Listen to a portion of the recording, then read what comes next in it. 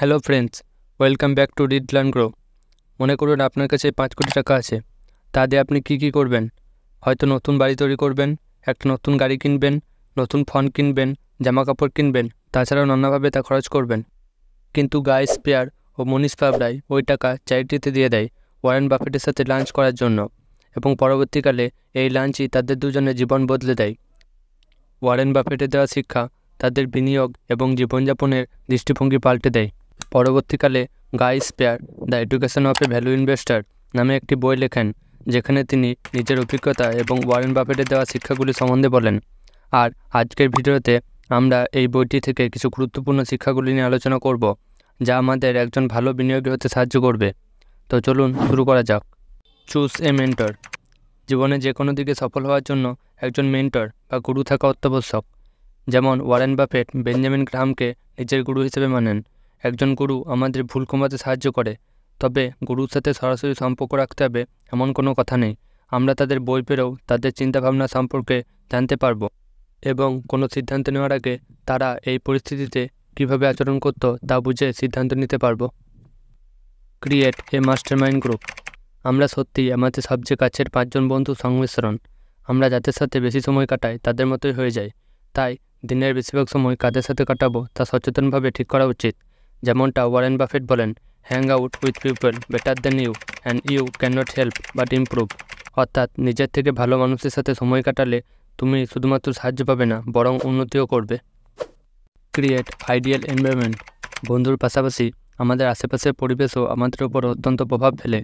সঠিক সিদ্ধান্ত নেওয়া এবং সুস্পষ্ট চিন্তাভাবনার জন্য একটি আদর্শ পরিবেশের প্রয়োজন। লেখক গাই স্পেয়ার যখন নিউ ইয়র্কে থাকতেন, ওয়াল স্ট্রিটের অবিরাম খবরের কারণে তিনি উত্তেজিত হয়ে পড়তেন এবং সঠিক সিদ্ধান্ত নিতে পারতেন না। তাই তিনি জিউরিচ শহরে যাওয়ার সিদ্ধান্ত নেন, যেখানে তিনি এইসব থেকে দূরে থাকতে পারবেন। তিনি বলেন, ভিড়ের বিরুদ্ধে চলার জন্য আমাদের ভিড়ের থেকে আলাদা থাকতে হবে এবং অপ্রয়োজনীয় তথ্য এড়াতে হবে, কারণ অতিরিক্ত তথ্যের কারণে ওভারথিঙ্কিং হয়, যার ফলে আমরা সঠিক সিদ্ধান্ত নিতে পারি না। Create a checklist. মানুষ অত্যন্ত আবেগপ্রবণ জীব। যখন টাকার প্রসঙ্গ আসে, আমরা ভয় এবং লোভ এই দুটি আবেগের দ্বারা চালিত হয়। আর যেমনটা আমরা সকলেই জানি, বিনিয়োগের ক্ষেত্রে আবেগ আমাদের শত্রু, যার কারণে আমাদের বড় ক্ষতি হতে পারে।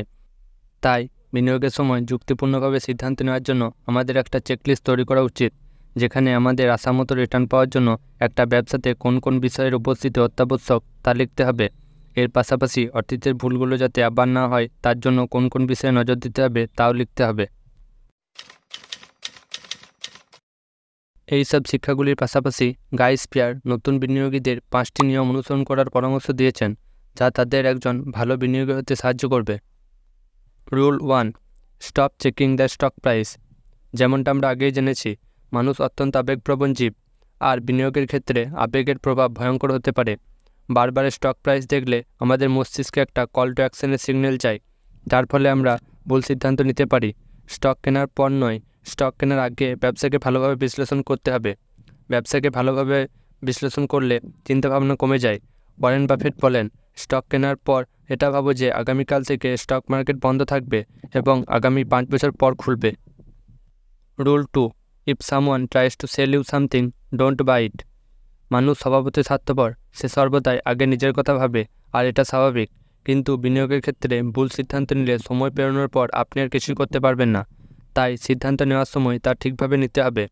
যদিও সব ব্যক্তি একই হয় না, তবুও যখন আপনাকে কেউ কিছু বিক্রি করার চেষ্টা করবে, আগে ওই লেনদেনে বিক্রেতার লাভ জানুন, তারপর কিনুন। এর ফলে আপনি হয়তো কিছু চমৎকার বিনিয়োগ মিস করবেন, কিন্তু ধনী হওয়ার জন্য মূলধন সুরক্ষিত করায় প্রথম প্রাধান্য হওয়া উচিত। Rule 3, gather information in right order. কোনোরকম বায়াসের শিকার না হয়ে সঠিক সিদ্ধান্ত নেওয়ার জন্য আমাদের সঠিকভাবে রিসার্চ করতে হবে। যখনই আমরা প্রথমেই কোনো কোম্পানি সম্বন্ধে ভালো কিছু শুনি, আমরা বায়াসের শিকার হয় এবং পরবর্তী খারাপ তথ্যগুলি এড়িয়ে চলি। তাই সঠিক সিদ্ধান্ত নেওয়ার জন্য সঠিকভাবে তথ্য সংগ্রহ করতে হবে। প্রথমে অ্যানুয়াল রিপোর্ট দিয়ে বিশ্লেষণ শুরু করা উচিত, কারণ এটা অনেক আইনি নিয়ম মেনে তৈরি হয়, আর কোনো কোম্পানি আইনি ঝামেলার মুখে পড়তে চাইবে না।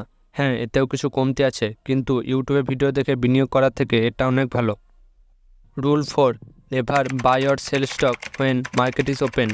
মার্কেট মানুষের আবেগের দ্বারা চালিত হয়, আর একজন দীর্ঘমেয়াদী বিনিয়োগী হওয়ার জন্য আমাদের এইসব থেকে দূরে থাকতে হবে, কারণ ওপেন মার্কেটে স্টক কেনা বা বেচার সময় প্রাইসের ওঠানামা দেখে আমরা আবেগের বশে ভুল সিদ্ধান্ত নিতে পারি। তাই মার্কেট ক্লোজ হওয়ার পর পরের দিনের জন্য বাই বা সেল অর্ডার দিতে হবে, কারণ এতে আমরা ধৈর্যশীলতার সাথে সিদ্ধান্ত নিতে সক্ষম হব। Rule 5, if a stock tumbles after you buy it, don't sell it for 2 years. স্টকের দাম কমে গেলে আমরা ওটাকে বিক্রি করতে চাই, কিন্তু লেখক এখানে ওইরকম স্টককে কমপক্ষে 2 বছর হোল্ড করতে বলেছেন। লেখক ব্যাখ্যা করেছেন তিনি এরূপ রুল নিজের জন্য তৈরি করেছেন যাতে তিনি অর্ধবিশ্বাসের সাথেই কোনো স্টক না কেনেন।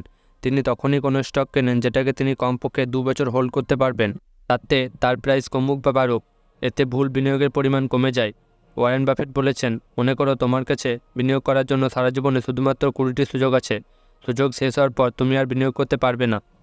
এইরূপ চিন্তাধারার ফলে আমরা ভালোভাবে বিশ্লেষণ করে তবেই কোথাও বিনিয়োগ করব, যার ফলে ভুল বিনিয়োগের পরিমাণও কমবে।